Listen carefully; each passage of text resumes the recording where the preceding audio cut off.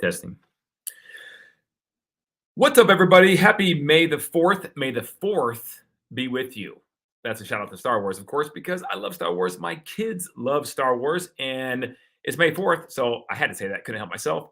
And of course, happy early Cinco de Mayo for tomorrow. Guys, we were jumping right in, as we always do. We're not wasting any time, and we're talking today about surfing in the desert. Okay, so we're in Arizona. We are in the Sonoran Desert, which is beautiful. But can you surf in the desert? Like on some sand? Like what's up with that? We're gonna find out and dive into what's going on with that. Some big entertainment news happening here in Phoenix. Big entertainment news that we're gonna also hit for you guys. We are Everything Phoenix. We are live right now, and we're also gonna be talking about some other things that include development. The Suns, Phoenix Suns, a lawsuit. They're being sued for TV rights. That's interesting. Now, this is an interesting time this is happening because they're going deep in the playoffs right now, at least trying to. They're in a battle with the Denver Nuggets in the playoffs right now. And switching gears, where is the best place to own a franchise in America? What state is the best? Well, spoiler alert, Arizona is up there. I just want to dive into that because a lot of people, they want to own a small business, let's say.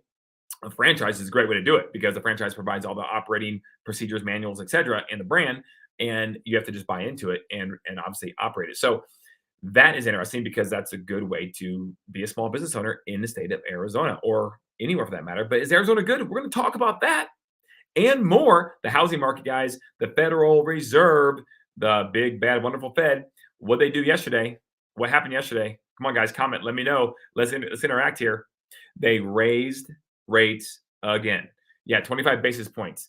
By the way, what is a basis point? That's a fancy way of saying interest rate points, right? So 25 basis points is 25% of 1 percentage point. Okay, so the federal funds rate did go up. However, mortgage rates, what they do, they go up or down. We're going to talk about that here in just a second as well. So stay tuned, guys. If you could just ring that notification bell, smash that like button or subscribe button, I should say, and like us, guys. Get us out to more and more people because we are always covering meat and potatoes. I'm from Nebraska originally, and we like our potatoes, our corn, and our meat. So we're diving in with some meat and potato stuff right now. I'm going to share my screen. We're going to get started, guys, and we're going to talk about Phoenix and development and entertainment. And we're not going to talk about that right now. We're going to go over here and let you know that what did Forbes say? Guys, Forbes just ranked Arizona as the #1 best place for a travel destination in 2023. That's right. #1, Phoenix, Arizona. That's pretty cool. We are on the map. Now, destination travel. Now, here we go. This is a rendering of the future VAI resort in Glendale out by the stadium where the Cardinals play, as well as some other things here, too, that's going on in Phoenix. But this article goes on to say that the Bally's popularity for visitors has long been well known and now is getting more accolades. Phoenix received the top billing in Forbes magazine Best Places to Travel in the U.S. in 2023, which compiled by several contributing travel writers and influencers. It pointed out, obviously, the Super Bowl, the Waste Management Open, Taylor Swift's tour. I mean, go figure that. The MLB spring training season and so much more, guys. And then you have all this other entertainment stuff coming to Phoenix. Okay, like spoiler alert. This is one of them right here. The Bally, well, here's the article. The Bally to see big experiential retail projects come to life in coming years. This is the VAA resort. That's what it looks like currently. And that's a $1 billion project. That is the rendering right here. Okay. So what else does Forbes go on to say? It says other things like the new Moxie Phoenix Hotel, the historic Lures building, the Ritz-Carlton Paradise Valley, which is outstanding and still being constructed, the Palmer District in Scottsdale, the coming VAI Resort in Glendale, the overhaul of the Wigwam, the ongoing transformation of the JW Phoenix Desert Ridge Resort and Spa in North Phoenix is also highlighted, and as well as some other things. But if you want to know who else is on the list, here you go. Okay, Forbes list, we had Phoenix first, but let's go here. Let's go to the next one, cities where California's Central Coast, San Francisco, Vail, Bally, Colorado. Never heard of Bally, Colorado. Destin, Fort Walton Beach, St. Petersburg, Savannah, Georgia, Portland, Maine, Traverse City, Michigan, Mississippi. I guess just Mississippi in general. I don't know. That's weird. Kansas City, Missouri, Atlantic City, New Jersey, Niagara Falls, Oklahoma City, Portland, Puerto Rico, Rhode Island, South Dakota, and Woodstock, Vermont. Do you agree with that list? Would you go travel for a vacation to any of those places? Comment below. Let us know. Even if you're watching the replay, let us know. Guys, by the way, let us know where you're watching from. If you don't mind, just go ahead and put your city, your state, where you are watching us from. We'd love to know who's tuning in from where. And how can we provide and tailor our content more specifically towards you? All right. So, guys, I appreciate that. But we're going to keep rocking and rolling because we have a lot to cover here. So, Forbes, thank you. Phoenix is cool. We already knew that, but now we really know that because Forbes is behind us, right? So now it's like solidified. All right, so there's the BIA resort that's going on right now, right by the stadium where the Arizona Cardinals play, where the Super Bowl was just held and hosted just a couple months ago. All right, so 4 Bally retail projects in development are coming up, and they're all about customer experience and entertainment. Okay. Again, VAI Resort, that's the big one, $1 billion project. The Mattel, right next to it, the Mattel Adventure Park. Guys, this is an adventure park right next to the VAI Resort. And guys, this is Mattel, like Barbies, toys, the theme, kind of like a Disney or a Lego land, right? That kind of thing. It's going to be all themed around those toys that Mattel brands manufactures, and whatnot. So if you have kids in your family, you may want to check that out here coming up pretty soon when that's done. That's going to be really cool. The Sydney, which is a concept commercial where a lot of entertainment tenants, businesses are renting out. It's a new space in Scottsdale. And the Cannon Beach, which surf park, which we're going to talk about in just a second, in the Gilbert Mesa area in the East Valley. So again, just a really quick synopsis of the $1 billion resort. It's so cool. I can't wait for that to come out. Then you have Cannon Beach. It's a surf park, guys. Check that out. We're going to cover that here a little bit more in depth in just a second because there's a whole other article on it. And then you have the Sydney right here, which is going to be really close and right next to the new Reverb Hotel by Hard Rock that's coming on site in central Scottsdale. But then you can see there's the Sydney where you can do some more surfing as well. I mean, it's unbelievable. The amount of surfing in the desert is just going crazy, but we haven't even touched on it that much just yet because we are going to hit this up right now, not to beat this horse dead, which we won't, but there's a VAI resort. It gives some more, information about it and the different Muse Towers. This is all part of the resort, a Muse Tower, which is a new music hotel and amphitheater, concert venue, Rhythm Tower, Cadence Tower. It's all on this music theme, right? VAI Villas, entertainment components, the Konos Island. It's a 52,000 square foot party island with an aerial bar that reaches 130 feet, a tethered hot air balloon, Mattel Adventure Park, nightclub, and 80,000 square feet of retail. Oh my goodness. I need to breathe. That's a lot. And that's why it's $1 billion.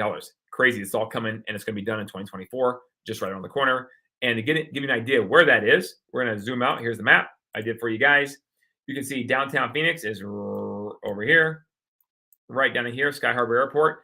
And if I go layers here, you can see it's a little more clearly. And here it is. And then Sky Harbor. And then you come out here and it's right there where the Arizona Cardinals play in Glendale. That's where that's going down. Okay, the next thing. Gilbert approves agreement for a new 25-acre Cactus surf park. Now we're doing some serious surfing in the desert. Look at this thing, guys. Holy cow. This is in Gilbert, okay? Cactus Surf Park. Just got approved in the city of Gilbert, town of Gilbert, that is.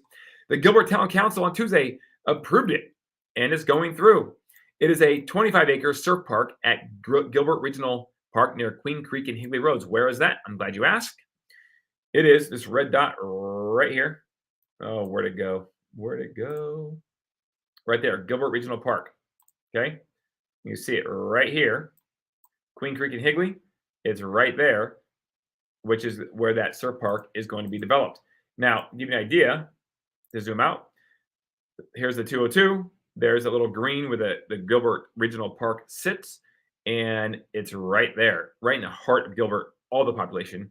It's already cool. It's already developed, right? The regional park is. To add this surf park to it is going to be just like, I don't know, frosting on top of the cake. It's going to be pretty cool. How much more about that? Let's talk about that a little more. Again, 25 acres. It's going to they reduced their water usage from 200 acre feet to 100 acre feet, which is good, more water conservation, or approximately with 1 acre feet, 325,000 gallons of water. Now, that's a big deal because we know water is a big deal in the desert and water conservation and usage for the future. It is a really big deal, okay? The newly approved development schedule has Cactus staff surf park, on a deadline to secure building permits by December 8th, and construction will begin December 23rd this year. Pretty darn cool, to be completed by July of 2025, open in September of that year. Now, it has multiple, the Bally does, surf projects underway, which is crazy. They're all coming like at the same time, but they're all going through. All right. So let's just go to it. Here we go. The next one is, as we talked about, Cole Cannon Surf Park. Cole Cannon Surf Park, which is coming up here. Here it is. Cannon Beach developer eyes this opening in 2023. This one's coming a lot sooner than Cactus Surf Park, and this is actually fairly close by, guys. This one, Cannon Surf Park, is right. Cannon Beach is right here. Here's the regional park of where Cactus Surf Park's going, right here in the heart of Gilbert. Cannon Beach is right here, just to the north by about 7 miles. So, guys, it's pretty close, but they really want this to come to life. Now, Cole Cannon, who spent a lot of the years in California, obviously surfing, he said it's kind of selfish. He has 6 kids under the age of 11 and felt there was something missing in the East Valley entertainment-wise. So maybe selfishly, I developed the park for my family, thinking the rest of the similarly situated families in the neighborhood surrounding the park would also enjoy this amenity. I think he's on something, because there really isn't anything that really exists like that currently for just surfing. 37-acre mixed-use park near Power and Warner Roads. Cannon Beach will include a 500,000 square feet of retail, restaurant, and hotel space, and a 1.8-acre surf lagoon. That's really cool. Okay, so a lot of amenities going on with this park, and it's gonna be really, really cool. Phoenix is coming up, so you can do a lot of surfing. If you live in California, they're catering to those people. They're coming, getting out of the crazy policies that's going on in California currently, and they're coming to Arizona. So they wanted to, but why go to Arizona if I can't surf? Well, now you can, just not in the actual real ocean. It's coming. All right, so the next one we talked about, because there's multiple surf parks on board or onboarding to the Phoenix area, is Pinal County gives developer approval needed to build a new surf and water park. Another one. That's right, guys. This is 3. Okay. And there are the renderings. This is going to be in the city of Maricopa. Pinal County, city of Maricopa. Maricopa County covers most of all the Phoenix area, but just south of Maricopa County in the Phoenix area is a city called Maricopa. More affordable housing. A lot of people live there and commute into Phoenix for work, and they are now going to have a world-class surf park. Look at this. Wow. A Mesa-based company is going to be developing this, and it's a surf and water park with a hotel district, retail, restaurants, entertainment options, 71-acre park with 2 5-acre surf lagoons, a water park, a surf center. An academy will be developed on a vacant site that's bound by Loma and Green Roads. So an academy to maybe teach you how to surf lessons. I don't know. Kind of cool. So I'm excited about this as well. Now, this one's further away from where I live personally, but there's a boatload of population down there that will probably absolutely love this. Let's talk about water on this one too. Global Water Resources, which is the water provider for the city of Maricopa, said in a meeting that park will be expected to use 100 acre feet. Holy moly. 150 acre feet of water, or nearly 500 million gallons annually, which is equivalent to water usage of about 450 average homes in Arizona. That will be water usage for this park. Now, it's interesting because what do people say about that? Well, this gentleman right here, the vice mayor down in Maricopa, says that's the question. It's not, should we have a surf park? If it's not, will a surf park work here? It's not, what jobs does it bring? It's not any of that. It's always going to be the question of water and how we as a city can justify building a surf park in the middle of the desert. By talking about it and getting information out there is how we can talk to our constituents about it, because we get that question constantly. I always want to stress it's a small amount of water compared to what we already have and what we have available. So this is the mayor saying, bring it on, right? Let's do it, because we have the water and we have the technology to conserve it, but it will use the equivalent of what services 450 homes in a given year. So it's going to use some water, unfortunately, but they are obviously conserving it as much as they possibly can. Abby, what's going on? About time we get some water parks. It's already hot here. I know it is the 4th of May. May the 4th be with you again. And it's already getting a little hot. Now, it's a little chilly today. It's like a high of like 78 today, which is beautiful. It's awesome because it was like, mid 90s just a couple days ago. So that's really, really cool. Lori, what's going on? Wow, all these new attractions. Maybe we should buy an Airbnb in Phoenix. Yes, I think so. Guys, especially by the way, because what you're seeing right now, when the lack of excuse me, not like an inventory, when the lack of vacancy rental rates was not high, and there was high vacancy rates for Airbnbs around the Super Bowl. Again, only 52% of all Airbnbs rented out during the week of the Super Bowl. Now, in contrast, the last 2 years, the host cities had about 85% plus occupation of Airbnbs in their respective cities. That was not good. I think a lot of people just, really were speculating on trying to hit the jackpot in Phoenix this year for Airbnb usage. But we're seeing already some of those Airbnbs come onto the market for sale. So I think next year you're going to see a higher occupancy rate for Airbnbs. That's the word I was looking for. So thank you for staying with me and helping me work through that. But Lori, that's true. I think that's something you should definitely look into. We can run numbers. We always use AirDNA as the site that really pulls all the most accurate data that we can find. We like that one the most to know what the prospective ROI, cash flow, rental rates will be for any type of area across the Phoenix metro marketplace. All right, I'm going to share my screen and jump back in because we have some cool stuff to still to cover, guys. A lot of information going on here. All right, we're going to jump into we're going to go from surf parks, okay, before we go into more development at the end. Sandwich in the middle, housing market update. Housing market update. What is going on with the housing market? Now, we know that yesterday, go over here, the Federal Reserve raised rates, federal funds rate. But mortgage rates are tied to the 10-year Treasury bond. And so what they do, they went down. This is the second time this has happened where the Fed raised the federal funds rate back-to-back months, but yet mortgage rates in the short term went the opposite way. They went down. This is good. They were hovering around 6 3/4 just a few days ago, and now the 30-year fix is down to 6.45 as of today. That's good. It's actually going in the right direction. Now, will it stay that way?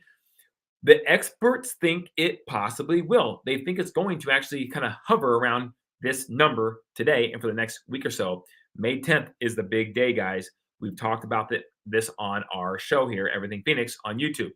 May 10th is the big day. Why? Because the CPI report, the Consumer Price Index report, is supposed to come out, and it will come out. And what everyone's thinking is going to happen, because inflation is continuing to go down, even though it's still somewhat high, it's going down, it's going in the right direction. Everyone's anticipating, because that will show the inflation rate lower year over year than what it was the last 12 months this time last year. Because remember, in May, it started to increase and shoot up. That will cause a trend going in the right way, and therefore mortgage rates will respond nicely and continue to come down a little bit. So we'll see what happens. And then, of course, we don't know what's going to happen in June, but in June, it'll be interesting to see what happens. Now, the experts think, guys, that the Fed is going to keep federal funds rate even at par where it's currently at for the next several times, assuming inflation continues to remain under control. But did you know? Think about this. We'll see what our government does. I'm not a conspiracy theorist all the time, but did you know that when there's high inflation, let me back up. Is our country in debt? Yes, it is. And it keeps increasing, right? Most countries are. We are in debt with a good amount of money. If inflation goes up and the dollar weakens, they can pay off more debt with the dollar. It gives them more buying power to pay down debt. So could the government potentially want to work against this a little bit to keep inflation somewhat a little bit higher, to continue to be able to pay off debt at a higher rate because the dollar is worth less? Possibly. Now, that's not conspiracy theorists. That's just kind of economics. But could they work against the Fed in this manner to try to, keep that dollar to be worth a little less so that they can pay off more debt if they even want to pay off debt? I don't even know if they're even paying off debt, honestly. But that's one thing they're supposed to be doing. And they're making the payments, right? There's a debt ceiling vote coming up here in Congress pretty soon. And so, to increase the debt limit, all that fun stuff. So they have to make the payment somehow. So it does help them make the payment, at least, if not paying down any type of the principal. So we'll see what happens there. But hopefully coming to June, July, inflation will continue to come down, and therefore our dollars will be worth more, and therefore rates will hopefully come down a bit more, and therefore people can get a lower monthly payment and buy more real estate, more home ownership, less people renting. That's ultimately that's the goal, right? Okay, so there's my little rant when it comes to interest rates. Now let's go back to a little update on the housing market. All right, let's go to Cromford. You guys know Cromford Report is awesome. A lot of local data about really, really good stuff. April 30th, there were 25 residential foreclosures in April, entire month in Maricopa County, which is a population of over 4 million people.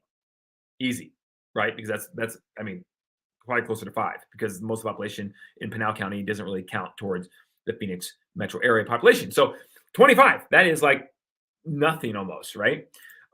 This is the lowest number since September of 2022. It's a tiny fraction of the 200 or so we typically saw per month in 2017, 2018, an even smaller fraction of the 3,000 to 4,000 per month we experienced between 08 and 2011. Crazy. We had 25 last month. Lender REO inventory remains close to an all-time low at 160, 180, currently 169. So lender inventory, guys, that's bank-owned homes, okay? These are homes that went to foreclosure and no one bought, and the bank took them back. And now they're going to resell them on the open market.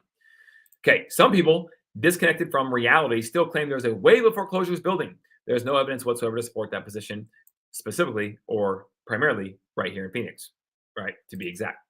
All right, the day before, Cromford had this to say. The U.S. Census Bureau has provided us with a building permit counts for March. And this is interesting, guys, because building permit counts matter for forecasting future supply that's coming to the market, right? New homes coming to the market that never existed before. They're brand new homes being built. Okay, we can see some recovery in single-family building plans. For Maricopa and Pinal counties, developers scaled back their planning for new homes starting June 2022, reached a low of just $997 in December of 2022. Why? Because in December, the market was doing this. Wah, wah. It was a falling knife. We didn't know where it was going to end. So builders pulled back. They don't want to keep spending money on buying land to build homes that may not sell or sell for less than what they potentially have into it or what they are forecasting for profitability. So they pull back. Well, January and February were a little bit better, but March has seen a jump back to 2,216 permits being approved. This is still well below the 3,000 level we were seeing regularly in 2021 and early 22 when the market was on fire, but it suggests the trend has reversed. That's good. Home builders are clearly feeling an optimistic mood, which is not surprising given the data of the market. In the multifamily segment, expansive building plans are still accelerating. There were 3,100 housing units granted planning permission in March across Maricopa and Pinal counties. By the way, Pinal, some people say Pinal, I say Pinal. Okay, the second highest multi-total ever seen includes 2,000 in Phoenix, the city's highest total ever. For more detail, blah, blah, blah. Okay, April 27th, this is, about a week ago or so. You can see everything's green. Every single suburb, at least the largest of the suburbs in the Phoenix area, we're all going in the right direction in terms of the CMI, Cromford Market Index, which is a measurement of supply versus demand and which way the market is going in those respective suburbs and cities. And you can see, guys, all green. Now, again, 90 to 110 is a balanced market. Below 90 is a buyer's market. You can see there are two places, Maricopa, that's the city of Maricopa, where that water park is coming in the future. And Buckeye is still at 77, a buyer's market. If you're thinking of buying maybe an investment property as well, you should probably consider Buckeye, as long as the rental rates are there. Got to check that out. And if you want to know if they are, give me a call. Give one of the Cook and Advisor Real Estate, Cook Associates Real Estate Advisors a call, and we'd be happy to run those rental rates for you to ensure you're getting a good ROI on any type of investment property you're going to possibly do, because we love working with investors. All right.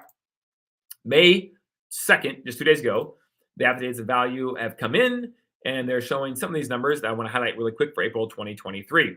There were 6,800 closed transactions with a median sales price of $454. Closings were down 34% from April 2022, guys. Transaction counts down 34% from this month last year. Why? Because the market was just absolutely on fire. Too hot, because that's why it just bottom fell out and it started in May 13th to be exact, was the top of the market in 2022 here in Phoenix. Okay, and then other ones here, new home sales total. I just Don't go too fast sometimes with my speech. Okay, total 1,400 with a median sales price of 513, and there you go. The resale median sales price was down 8.4% from last year, but up 1.4% from last month. So kind of like a V bounce, right? To an extent for the first half of this year, or the first part of this year in 2023. So really good stuff.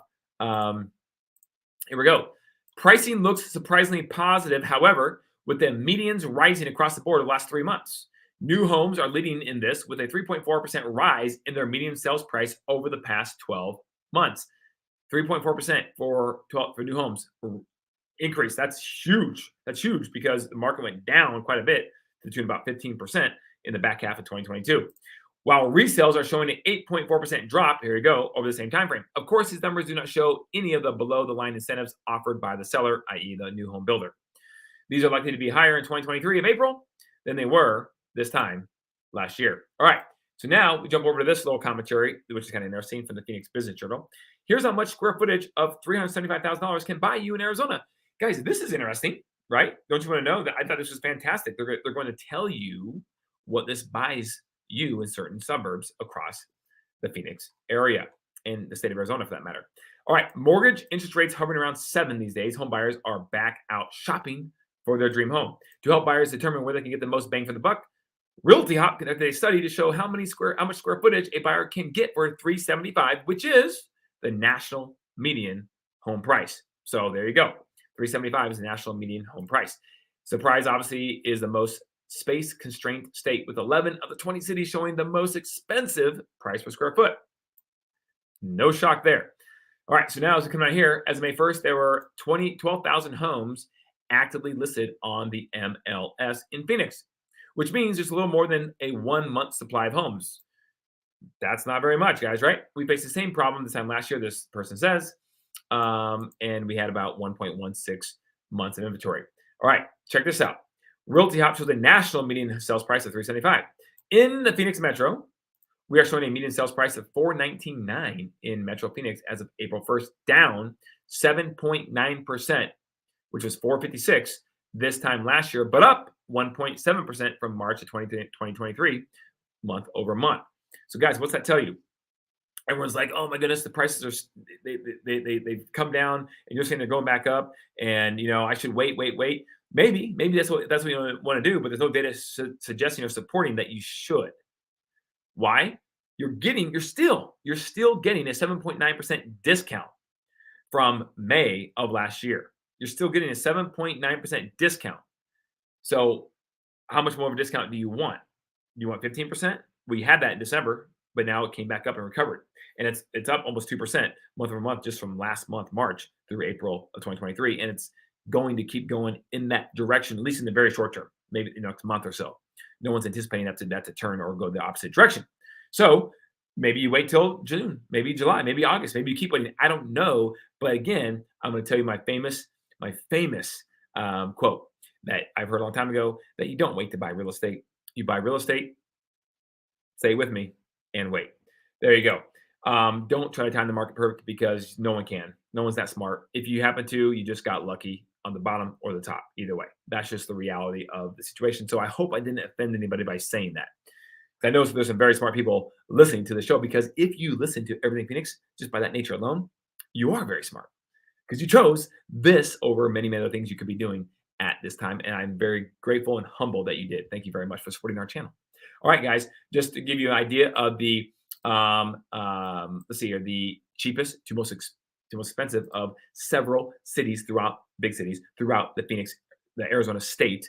Okay, they analyze home price data from more than 1.5 million for sale listings between January 2023 and March 2023. And here's what the median price was determined for each city. So Tucson, 206 price per square foot. Glendale, 255. Tucson, that's a bargain, right? Glendale, 255. Mesa, 269. Gilbert, 282. Chandler, 289. Okay. Phoenix, 290. Scottsdale, coming in at a whopping 419. Okay. That is a deal. The year-over-year change, up 4.67%. Phoenix, up 1.8. Chandler is actually down still. Okay. Even though it's at a huge price recovery. Gilbert down. Mesa up 5%.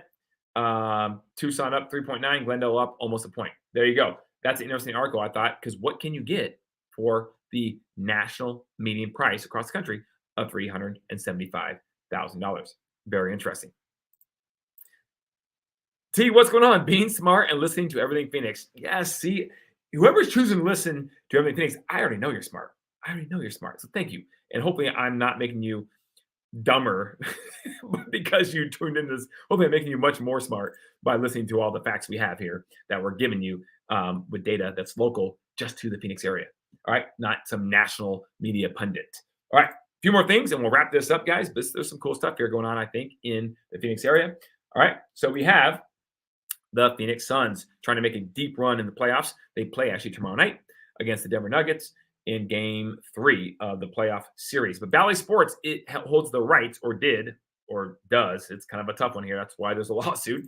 Bally Sports parent company sues Phoenix Suns over new TV broadcast deal. Bally Sports, guys, it's a regional coverage, media coverage, owned by Diamond Sports Group, okay? And what they're asserting or claiming is that they still are under contract with the Phoenix Suns through next year, into 2023. They argued this, but they're also in bankruptcy. Phoenix Suns are saying because of that, we just got a better offer by a new media group, which will offer expanded TV rights and coverage of their games outside of just the local regional coverage. And they want to go with them. And they're going to make more money too, by the way, a better offer. So Diamond Sports Group actually sued them saying you can't do that. We're under contract. So now there's this, and the Suns and Mercury, Phoenix Mercury, the WNBA team are saying, you know what? We think we have a really good case. We're going to proceed. Sorry. So now they're in this little legal battle. So we'll see what happens for next year when it comes to the Phoenix Suns. By the way, selfishly, guys, I'm just telling you, I kind of hope that the Suns win this one, right? And that the Diamond Sports Group loses. Why? Because I run Hulu. Hulu is my streaming service that I run at home, right? I use, and they don't have Bally Sports. So I can't even watch the Suns, which is very frustrating because Hulu and Bally Sports don't play nice with each other for some reason. And by the way, Bally Sports doesn't play nice with a bunch of other providers too. I think YouTube TV has it, but I don't think DirecTV does, and some other ones too. So I kind of hope they lose, and so I can watch the Suns play more often. Just saying. Abby, Matt Ashibia, right? We'll make it happen. That's the new owner, and I think you're right. He seems to be very, very, like a go-getter. He's gonna make the Suns hopefully into a really good franchise. They're already a great franchise, but I don't know. This Kevin Durant trade is not looking so good right now because they're struggling. They're struggling in the playoffs. So hopefully that works out because they sunk a lot of money into that deal and traded some of their young superstars. So fingers crossed for the Phoenix Suns. All right, I'm going to share my screen again, and we're going to wrap this up here and tie a bow on it really quick in just a couple minutes. If you are a small business owner or maybe aspiring to be one and you like the franchise model, this is something you want to pay attention to. Report: Arizona ranks among best states for franchise growth. Yes, they do. In fact, they came in at number 8 across all of the 50 states across the U.S. Okay, 8th best state for franchise growth in its annual franchising economic outlook report. Say that 5 times fast. Whoa. All right. So Arizona is expected to add 421 new franchise businesses in 2023, creating 6,610 new jobs. Nationally, franchise establishments, will increase by almost 15,000 units. That's crazy, right? Or 1.9%. But in Arizona, 6,600 new jobs are expected to be created because of 421 new franchise businesses that will be created in 2023. That's really cool, guys. That's amazing job growth in just that one little tiny sector. So here's how it's going to work. Here's how it breaks down by key metrics. Franchise establishments will increase by 421, a 2.4% increase. Franchising will add approximately 6,600 jobs, okay? A total of 195,000 jobs provided by franchises, okay? Economic output by franchises increased to $18.5 billion in 2022, a 5.7% increase. Output growth is expected to continue in 2023 by 4.7%, or $19.4 billion. That is huge. So again, the other states, if you want to know what the top 8 or so are, here you go. They're forecasting Texas, Illinois, Florida, Georgia, Tennessee, North Carolina, South Carolina, Arizona, Colorado, and Indiana will see the most franchise growth in 2023. The Southwest and Southeast will experience the fastest upward trajectory of franchise growth, primarily because of population growth, right? That's where it people are going. So, kind of an interesting thing. If you are a small business owner, not only is this a great environment because franchises are wanting to come to Arizona, it's also a very tax friendly state as well to grow your business. So, that's two big things in your favor. All right, two more things here, guys. I thought this was kind of interesting. All right, this is interesting. Two more articles and we'll be done here. Okay. But this is kind of interesting. A very well known upscale restaurant, in fact, two of them, but one that's been around for a little longer than the other, Maple and Ash and Etta. Did you guys know you probably paid fees you weren't even aware of when you went to eat there? I've been there a couple times and I didn't know there was some fee on added, but I guess apparently no one else did either. That's why they got fined and settled for $20,000 to the Attorney General's office. What they were doing, guys, they were both owned by the same Chicago-based firm, and what they are doing, I'll just read it to you, is they were charging a 3.5% fee on your bill for EMP benefits. It's a charge to consumers when paying for the meals. Now, what is EMP benefits? It's employee benefits. So apparently they were wanting to give more benefits to their employees, which is a noble concept. Yet they were passing that fee onto the people who were eating dinner at their restaurants and not disclosing it. Yeah, that's not good.